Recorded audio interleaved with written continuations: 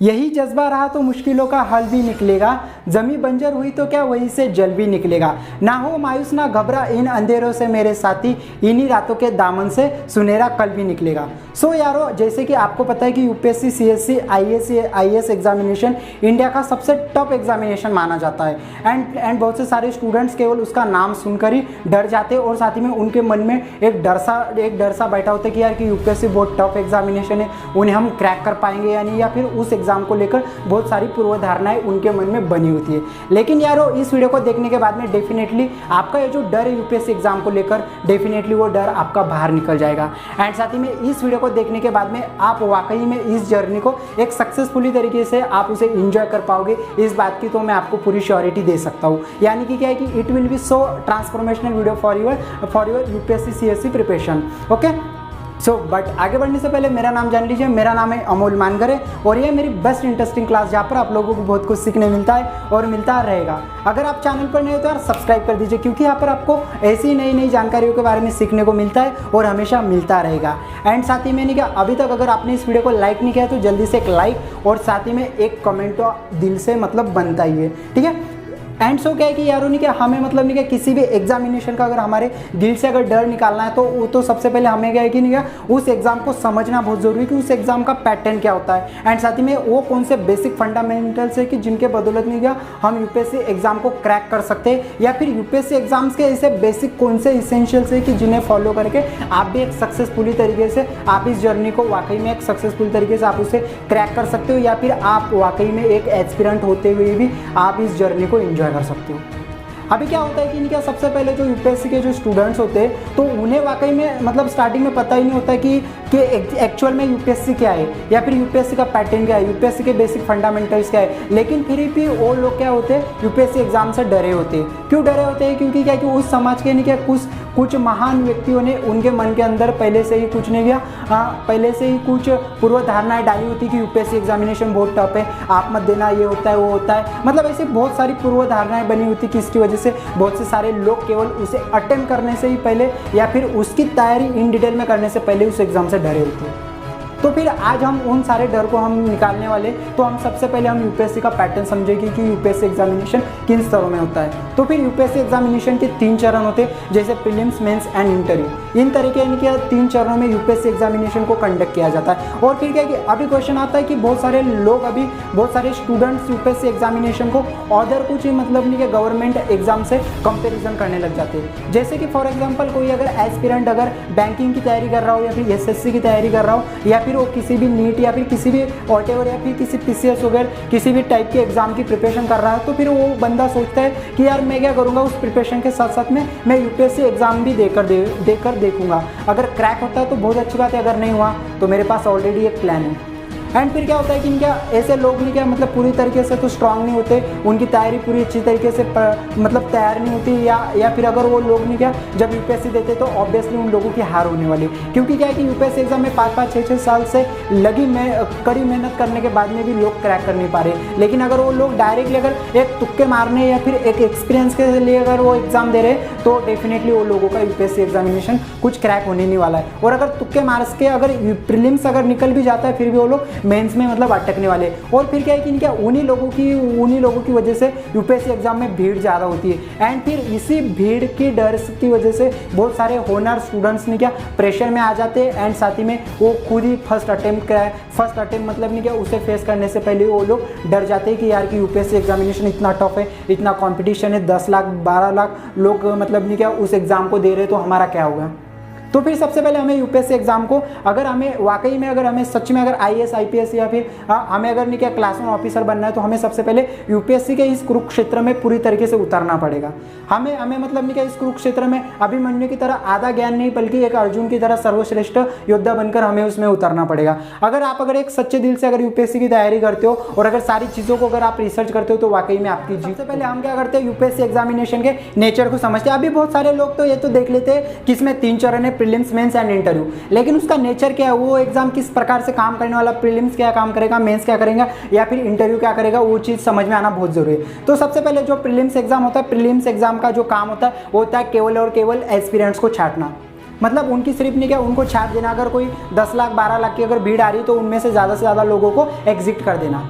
And second one जो होता है मेंस एग्जाम का काम, मेंस एग्जाम केवल आपकी अभिव्यक्ति को देखती है कि आप उन्हीं क्या कुछ सीमित शब्दों में, सीमित टाइम में और सीमित शब्दों में आप कैसे आपके आंसर को रिप्रेजेंट करते हो। एंड थर्ड वन जो होता है हमारा इंटरव्यू, तो फिर इंटरव्यू हमारे नहीं क्या साक्षात्कार इस प्रकार से होता है कि वो आपकी खुद की पर्सनैलिटी को चेक करते हैं कि नहीं क्या आपका पर्सनल एटीट्यूड कैसा है, या फिर आपका सबकॉन्शियस माइंड कैसा है, या फिर आपका डिसिप्लिन कैसा है। तो इन सारी चीज़ों के ऊपर आपको बहुत सारा ध्यान देना बहुत जरूरी है। और अभी हम कुछ नहीं क्या कुछ बेसिकली क्वेश्चंस की ओर बढ़ते हैं कि जो कि हर किसी एग्जाम में मतलब यूपीएससी की जब भी कोई प्रिपरेशन स्टार्ट करता है तो उनके माइंड में ये क्वेश्चन डेफिनेटली आते हैं। सबसे पहला नंबर 1 क्वेश्चन आता है कि क्या आईएएस परीक्षाओं द्वारा पूर्व ज्ञान की कोई जांच होती है? Do IAS exam check prior knowledge?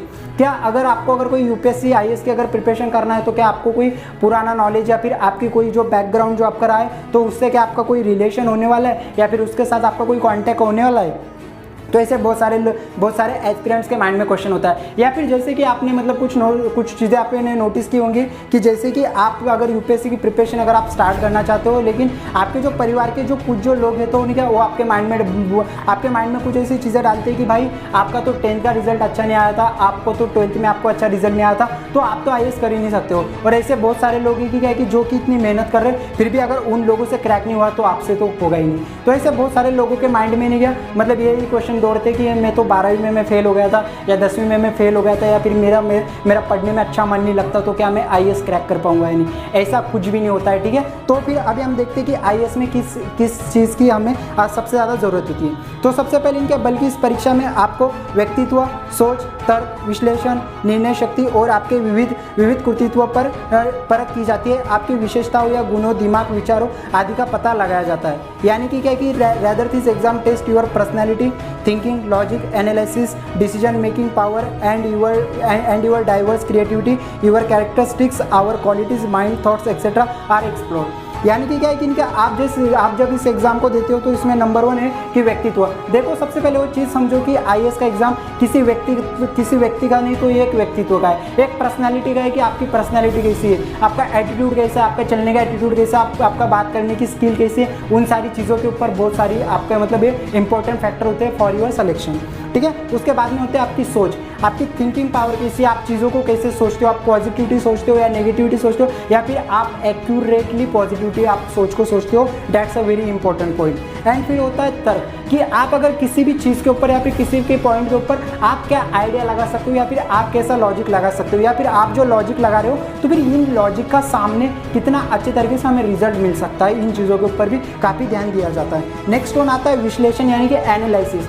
अभी अगर आप कोई भी टॉपिक पढ़ रहे हो या फिर आप अगर इस समाज की कोई भी चीज़ अगर आप देख रहे हो तो उसे आप एनालिसिस कैसे कर सकते हो या फिर आप उसे विश्लेषण कैसे कर सकते हो कि यार ये जो चीज़ हो रही है तो फिर ये ऐसे ही क्यों हो रही है, या फिर अगर हमें उसमें अगर और भी ज़्यादा अच्छा करना है तो हमें किन चीज़ों के ऊपर हमें ध्यान रखना, ये चीज़ बहुत इंपॉर्टेंट है। जैसे कि फॉर एग्जांपल अगर कोई कहता है कि भारत की अगर नहीं क्या भारत की गरीबी कभी मिट ही नहीं सकती है, तो फिर यहाँ पर अभी बहुत सारे लोग होंगे जैसे कि पहला जो होगा वो पॉजिटिविटी में बोलेगा हाँ भाई बिल्कुल मिट सकती है, अगर हम मतलब कुछ काम करेंगे तो मिट जाएगी।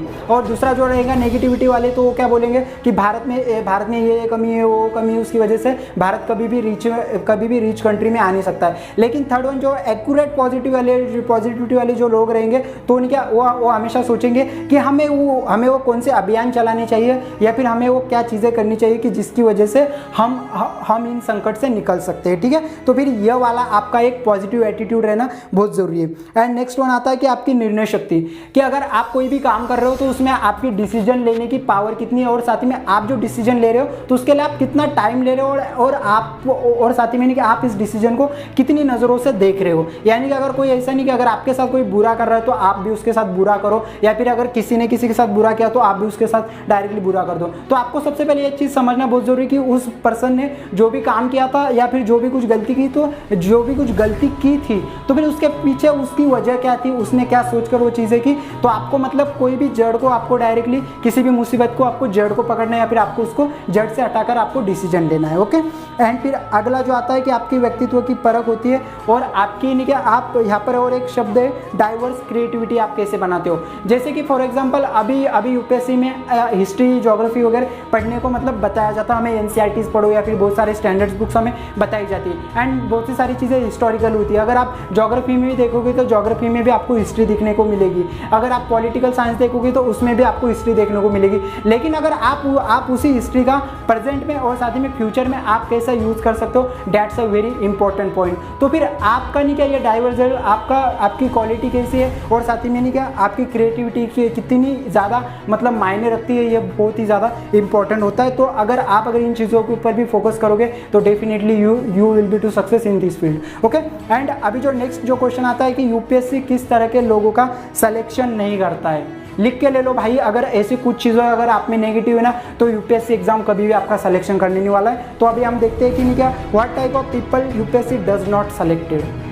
अभी वो कौन से लोग हैं कि अभी वो किस टाइप के लोग हैं कि जिन्हें यूपीएससी कभी भी सेलेक्ट नहीं करता या फिर यूपीएससी कभी भी नहीं चाहेगा कि वो लोग प्रशासन में आए। सबसे पहले रट्टे तोते मारने वाले लोग। अभी नहीं क्या अभी ऐसे कुछ लोग होते हैं कि जो कि 10th 12th में मतलब कुछ रट्टा मार के या फिर यूनिवर्सिटी में कुछ ज़्यादा ही पढ़कर या फिर नहीं क्या चीज़ों को रट्टा मार के वो अच्छी तरीके से मार्क्स वगैरह ले लेते हैं। और साथ ही में वो नहीं क्या यूपीएससी में भी यही पूर्व धारणा बना लेती कि अगर किन्हीं एक्ट्स को या फिर बहुत सारे आईपीसी को अगर हम रट्टा मार लेंगे तो definitely I will be to success in this field. लेकिन ऐसा कुछ भी नहीं होता है। यहाँ पर रट्टे मारने वालों का एग्जाम नहीं है, यहाँ पर एनालिसिस का एग्जाम है। यहाँ पर आपको विश्लेषण करना पड़ेगा, यहाँ पर आपको लॉजिक को लगाना बहुत ज़्यादा इंपॉर्टेंट है। सेकंड वन, सिफारिशी वाले लोग। जैसे कि फॉर एग्जांपल अभी अगर कोई एस्पिरेंट है तो वो सोचता है कि यार मेरे मामा थे, मेरे रिश्तेदार थे, मेरा भाई था वगैरह या मेरा दोस्त था तो वो भी यूपीएससी दे रहा था, लेकिन उसकी सोच ऐसी थी या फिर नहीं क्या उसकी वजह से वो क्रैक कर नहीं पाया, तो मुझे भी लगता है कि मैं क्रैक कर नहीं पाऊंगा। या फिर वो जो होते हैं ना कि मतलब कि उन्होंने नहीं किया, मतलब दूसरों की गलती में ही वो रह जाते, हमेशा सिफारिशी देने लग जाते, हमेशा आर्ग्यूमेंट देने लग जाते, तो लोग कभी भी यूपीएससी को क्रैक कर नहीं सकते या फिर खुद यूपीएससी भी नहीं चाहेगी कि वो लोग आईएएस या आईपीएस बने। ठीक है।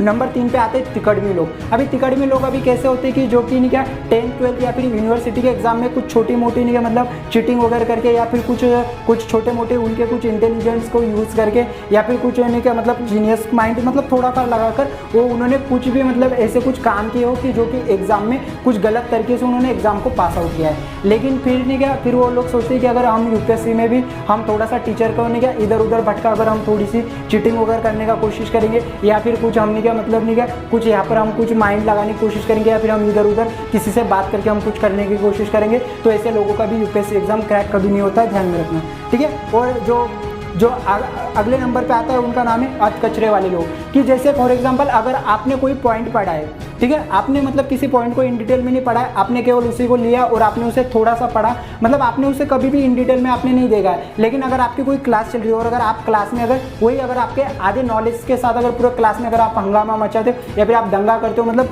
अगर सामने वाला टीचर आपको जो सिखा रहा है या फिर सामने वाला पर्सन आपको जिन चीज़ों के बारे में जानकारी दे रहा है वो अगर आप किसी धैर्य के साथ अगर सुनते नहीं हो, आप अगर आपके आधे नॉलेज को लेकर अगर सामने अगर नाच पड़ते हो तो ऑब्वियसली आपका सिलेक्शन यूपीएससी में नहीं होगा, यूपीएससी वाले आपका वेलकम नहीं करने वाले। और अगर आप में अगर धैर्यता है, अगर आप धैर्य से सुनने की अगर आप कैपेसिटी रखते हो और साथ ही में आप इन चीज़ों को समझकर अगर आप उसे सॉल्व करते हो तो डेफिनेटली यूपीएससी आपका नहीं क्या इस आईएएस की जर्नी में आपका हमेशा वेलकम करेगा।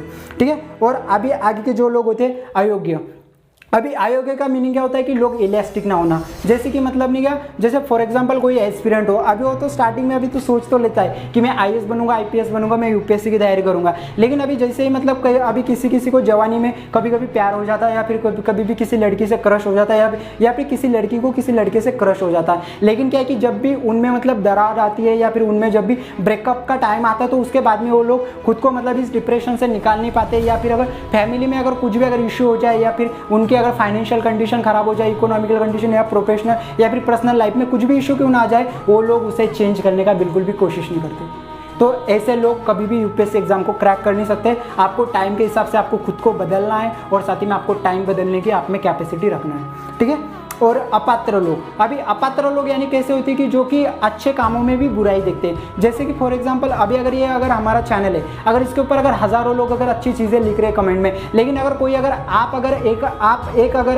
ऐसे पर्सन हो कि जो कि इतने सारे लोग अगर पॉजिटिव में हमें रिस्पॉन्स देने के बाद में भी आप अगर कुछ नेगेटिविटी अगर देख रहे हो या फिर आप अगर नेगेटिव चीज़ें अगर आप ढूंढ रहे हो या फिर आप अगर कोई नेगेटिव कमेंट कर रहे हो, तो भाई आप अगर ये माइंड रखोगे तो आप यूपीएससी में कभी आप सक्सेस बन नहीं पाओगे। आप यूपीएससी में नहीं, आप किसी किसी भी फील्ड में या किसी भी एग्जाम में आप आगे बढ़ नहीं पाओगे। तो फिर क्या है कि आपको इन चीज़ों के ऊपर आपको फोकस रखना है। एंड क्या है कि एक बात बता दूं कि जब भी आप जब भी आप प्रिपरेशन करने जाओगे तो यहाँ पर आपके सामने बहुत सारी मुश्किलें तो आने वाली है। जैसे कि फॉर एग्जांपल अगर मतलब इकोनॉमिकल कंडीशन हो सकती है, फाइनेंशियल कंडीशन हो सकती है, या फिर घर वालों का सपोर्ट नहीं हो सकता है। घर वाले बोल सकते हैं कि हमारे परिवार में तो किसी ने कुछ नहीं किया तो तुम क्या कर लोगे, हमारे पास नहीं किया मतलब हमारी जितनी चादर होती उतने ही पाव हमें लंबे करना चाहिए। ऐसे बहुत सारे लोग आपके सामने बहुत सारे टॉपिक्स या बहुत सारे ऑप्शन आपके सामने रखेंगे। लेकिन आप एक बात ध्यान में रखना, अगर आप में अगर बड़े सपने देखने की अगर सटीक सोच है ना, और अगर आप सटीक सोच के साथ अगर आप मेहनत करते हो ना, तो आप वाकई में आप कभी ना कभी एक दिन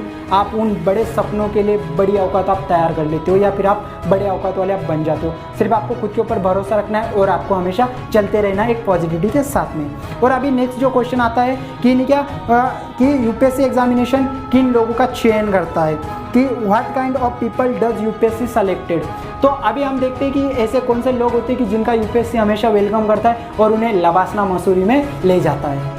तो फिर इनमें सबसे नंबर वन होता है योग्यता होना। अभी योग्यता का मतलब क्या है कि नहीं क्या आप मतलब आपकी जो प्रिपरेशन कर रहे हो या फिर वो भी कर रहे हो तो आप में उसमें इलास्टिक हो। अभी इलास्टिक का मीनिंग क्या होता है कि आप समय के साथ आप खुद को चेंज कर सकते हो। जैसे कि एग्जांपल मैं आपको देना चाहूँगा कि अगर आप 4 घंटे तैयारी करते हो, लेकिन अगर आपके ऊपर अगर एग्जाम का प्रेशर आ जाता है और अगर आपको अगर वही तैयारी अगर 4 घंटे से 8 घंटे के ऊपर अगर लाना हो, लेकिन अगर आप सोचो कि नहीं मुझे 6 घंटे मुझे सोना है, या फिर मुझे मेरी गर्लफ्रेंड से मिलना जाना है, या फिर मुझे ये काम है मुझे वो काम है, या फिर मुझे ये करना है वो करना है, तो आप कभी भी आप यूपीएससी को क्रैक कर नहीं पाओगे। तो आपको टाइम के हिसाब से आपको खुद को इलास्टिक बनना है, आपको आपके टाइम शेड्यूल में आपको चेंजेस करना है, आपको हमेशा आपको चेंजेस होते जाना जरूरी है, ठीक है। अभी दूसरा होता है सुपात्र, यानी कि अभी सुपात्र का मीनिंग क्या होता है, आपकी एक्यूरेट में आपकी पॉजिटिविटी होना। जैसे कि अभी मैं बहुत सारे लोगों को पूछता हूँ कि आपकी थिंकिंग क्या है आपकी स्टूडेंट्स की, तो अभी स्टूडेंट्स क्या बोलते हैं, सर मैं हमेशा पॉजिटिव तो रहता हूँ लेकिन कभी भी डिमोटिवेट हो जाता हूँ। पॉजिटिव रहने से डिमोटिवेशन कभी खत्म नहीं होता, ध्यान में रखना। डिमोटिवेशन कब आता है, आप पॉजिटिव भी हो लेकिन आप नेगेटिविटी की भी कुछ कामें कर रहे हो। अब उस सेंटेंस को समझना बहुत इंपॉर्टेंट है कि कुछ लोग नेगेटिव काम को भी पॉजिटिविटी में करते हैं, कुछ लोग बुरे कामों को भी पॉजिटिविटी में करते हैं। अब मतलब कोई गलत काम भी मतलब पॉजिटिविटी में हो जाता है, लेकिन अगर एक एक्यूरेट सोच को पॉजिटिविटी में अगर रखा जाए तो कभी भी असफल नहीं होती है। तो करके आपको सुपात्र बनना है। आपको नहीं क्या पॉजिटिविटी के साथ साथ में आपको एक्यूरेंसी आपको रखनी बहुत जरूरी कि मैं जो काम कर रहा हूँ वो सटीक तरीके से सही है और ये पॉजिटिविटी है, ठीक है। और तीसरा होता है विचारशील। आपको हमेशा नए चीज़ों के ऊपर आपको विचार करना चाहिए, आपको सोचना चाहिए कि आप जो टॉपिक कर रहे हो या फिर आप जिन फील्ड में जा रहे हो या फिर आप समाज में आज आप जो भी चीज़ देख रहे हो तो उसके ऊपर आप अपने लॉजिक लगाओ, अपने तर्क लगाओ, या फिर नहीं क्या आपकी कुछ सोच लगाओ, आपकी पर्सनैलिटी को यहाँ पर यूज़ करो कि आप कैसे इन चीज़ों को चेंज कर सकते हो। अभी बहुत से सारे स्टूडेंट्स का यहाँ पर नहीं क्या मतलब माइंडसेट होता है कि हम क्या करेंगे, हम सबसे पहले आईएएस बन जाएंगे या फिर आईएएस बनने के बाद में हम समाज की सेवा करेंगे। ऐसा कुछ भी नहीं होता है। देखो आईएएस एग्जामिनेशन के लिए वही उन्हीं लोगों का सिलेक्शन हो जाता है कि जो डिजर्व है। अगर आपको डिजर्व बनना है तो अभी से आपको चेंज करना आपको स्टार्ट करना पड़ेगा, ठीक है। तो अभी क्वेश्चन आता है कि सर अभी हम कैसे चेंज कर सकते हैं, हमारे पास तो कोई कंडीशन नहीं है। भाई आप मुझे देख सकते हो, मैं कोई आईएएस वगैरह नहीं बनाऊँ या फिर मैंने अभी तक कोई यूपीएससी का अटेम्प्ट नहीं दिया, फिर भी अभी तक मैं मेरे लाइफ में 1000 से भी ज़्यादा स्टूडेंट्स की मैं लाइफ चेंज कर चुका हूँ, 1000 से ज़्यादा लोगों को मैं गाइड कर चुका हूँ। एंड साथ ही मैंने क्या मतलब अभी तक मेरे लाइफ में 200 से भी ज़्यादा स्टूडेंट्स को मैं ऑनलाइन अर्निंग कराने में और साथ ही मैंने क्या उन्हें हाई पर्सनैलिटी स्किल्स प्रोवाइड कराने में मैं आज सक्षम बन चुका हूँ। अगर आप अपनी प्रिपरेशन के साथ साथ में सेल्फ इंडिपेंडेंट बनना चाहते हो तो फिर जस्ट डिस्क्रिप्शन में मेरा इंस्टाग्राम का लिंक है, तो फिर नहीं क्या आप मुझे कांटेक्ट कर सकते हो, आई विल बी गाइड यू, ठीक है। अभी हम नेक्स्ट पॉइंट की ओर बढ़ते हैं कि ऐसा सामने वाले कौन सी कैटेगरी की जिसकी वजह से आप यूपीएससी क्रैक कर सकते हो। नेक्स्ट वन आता है कर्मठ, यानी कि आपके कर्म सही होने चाहिए, आपकी सोच अच्छी होनी चाहिए और आप ईमानदार होना चाहिए और आपकी नीयत साफ होनी चाहिए। नीयत साफ रहना, आपके इंटेंशन राइट रहना बहुत इंपॉर्टेंट पॉइंट है। अगर आप एक यूपीएससी आईएएस लेवल के अगर एग्जाम की तैयारी करते हो, लेकिन अगर किसी की तरफ अगर देखने का नजरिया सही नहीं है, अगर आप कोई बॉय हो और अगर आप यूपीएससी की तैयारी कर रहे हो, लेकिन अगर आपको अगर नहीं क्या किसी भी लड़की की तरफ या किसी भी फीमेल की तरफ या किसी भी स्त्री की तरफ महिला की तरफ अगर देखने के अगर आपके इंटेंशन सही नहीं हो तो भाई आप कभी भी इस एग्जाम को क्रैक कर नहीं पाओगे, ठीक है। तो आपको आपकी नीयत साफ रखनी है, आपको सब लोगों की आपको रिस्पेक्ट करनी है, सब लोगों को आपको नहीं क्या एक स्पिरिचुअल माइंडसेट से आपको रहना है और साथ ही में आपको अच्छे काम करते जाना है। एंड साथ ही में एक बात ध्यान में रखना कि यूपीएससी एग्जाम में ना ही बल्लेबाज जीतता है ना ही गेंदबाज जीतता है, हमेशा उसमें ऑलराउंडर ही जीतता है। तो फिर आपको बल्लेबाज के साथ साथ में आपको गेंदबाज भी आनी चाहिए और आप ऑलराउंडर खिलाड़ी आप होनी चाहिए।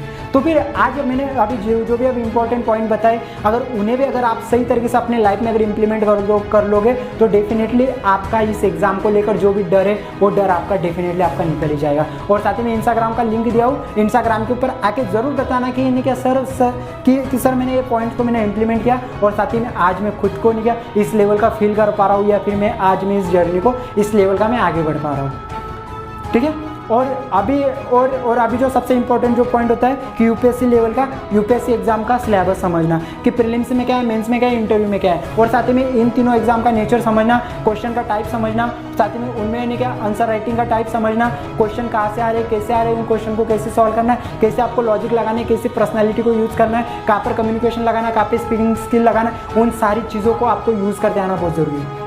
तो फिर नहीं क्या अभी यही यूपीएससी एग्जामिनेशन का सिलेबस क्या है, यूपीएससी एग्जाम प्रीलिम्स में क्या पूछता है, जीएस में क्या पूछता है, मेंस में क्या है, और ऑप्शनल में कैसे क्वेश्चन आते हैं, वो कैसे रहता है। तो फिर उस चीज़ के लिए नहीं क्या हम लोग जल्दी से ही एक नया वीडियो लाएंगे और साथ ही में इस वीडियो में मैं यूपीएससी एग्जामिनेशन का सारा सिलेबस में इन डिटेल में मैं आप लोगों को एक्सप्लेन करूँगा विथ प्रूफ कि यूपीएससी ने इस लेवल के क्वेश्चन पूछे गए और साथ ही में हम उसे किस टाइप से लॉजिक लगाएंगे या फिर हम उसे डाइवर्जल क्रिएटिविटी लगाकर हम उसे कैसे सॉल्व कर सकते हैं डेफिनेटली अच्छे तरीके से। उन सारी चीज़ों को मैं आपको मैं क्लियर कराऊंगा। तो फिर क्या है कि आपको इस चैनल को सब्सक्राइब कर लेना है ताकि आपको ज़्यादा से ज़्यादा जानकारी आपको मिलती रहेगी और साथ ही में आप मेरे साथ कनेक्टेड रहो। ठीक है। और साथ ही में आज की वीडियो कैसी लगी मुझे कमेंट में ज़रूर बताना, ताकि क्योंकि क्या है कि यार आपका एक एक कमेंट मुझे मोटिवेट करता है और साथ ही में आप लोगों के लिए मैं ऐसी ही शानदार वीडियो में लाते रहता हूँ। ठीक है। तो फिर हम लोग जल्दी मिलेंगे और इंस्टाग्राम का मैंने लिंक दिया है तो जल्दी से आकर मुझे फॉलो करो। एंड अगर आपके जो भी क्वेश्चन है या फिर जो भी क्वेरीज है